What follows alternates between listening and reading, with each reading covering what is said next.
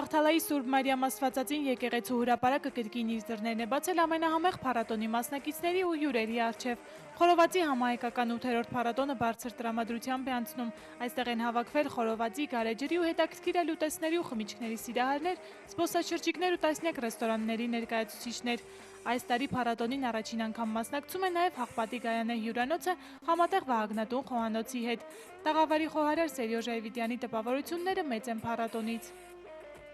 Մենք ներկայացնում ենք եւ քյաբաբ, եւ խոզի խորոված, եւ ոչխարի խորոված, եւ նապաստակ ենք խորովում, եւ քյաբաբներ, տեսականին շատ է եւ հավանում են, գոհ են։ Մենք ունենք բազմազան բան,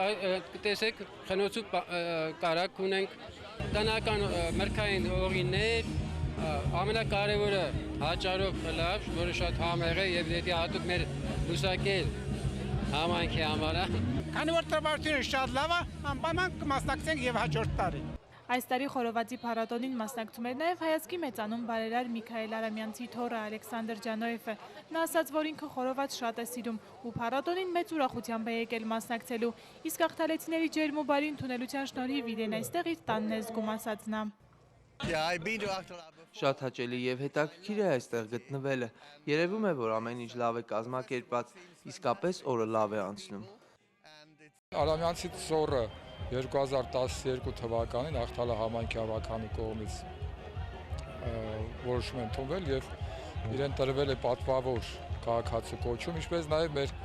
թիվ 2 դպրոցը նախկինում թիվ 2 դպրոցը անվանակոչվել է Արամյանցի անունով։ Մասնագիտությամբ կինոռեժիսոր Մարիամ Մկրտչյանը ոչ միայն խորովածի փառատոնին, այլ ընդհանրապես Աղթալայում առաջին անգամ է։ Մարիամին այստեղ առաջին հերթին բնությունն է գրավել։ Ասում է, այստեղ ամեն ինչ շատ գեղեցիկ է ու մտքում բազմաթիվ սցենարներ են գալիս։ Խորովածի փառատոնը նույնպես շատ է դուր եկել Մարիամին։ Ամեն ինչ շատ գեղեցիկ է ու լավ է կազմակերպված։ Կարծում եմ, այսպիսի փառատոններ պետքա որ շատ լինեն ու շատ լավ է, որ այսքան հեռու է, որովհետև շատ քիչ են լինում դեպքեր, երբ մարդիկ այսքան ճանապարհ են կտրում ու հասնում են այստեղ, ու այս փառատոնը ստիպում է շատ զբոսաշրջիկների եւ այն հայերին, որ չեն եղել այս տարածքներում, ստիպում է որ գան այստեղ ու տեսնեն այս հրաշք վայրը։ Ես առաջին անգամ եմ մասնակցում այս հիանալի փառատոնին եւ ասեմ, որ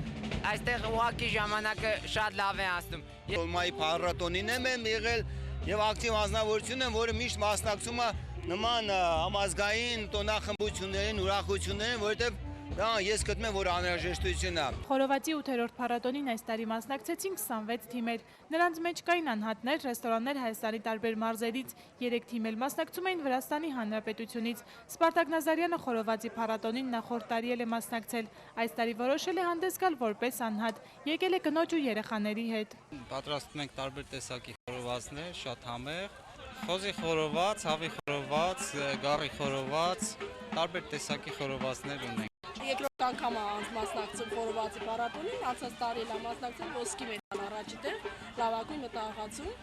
Խորովածի համահայկական 8-րդ փառատոնը նվիրված էր Հայաստանի Հանրապետության անկախության 25-ամյակին։ Այս տարվա գլխավոր մրցանակը ստացավ Ծիրանի ռեստորանը։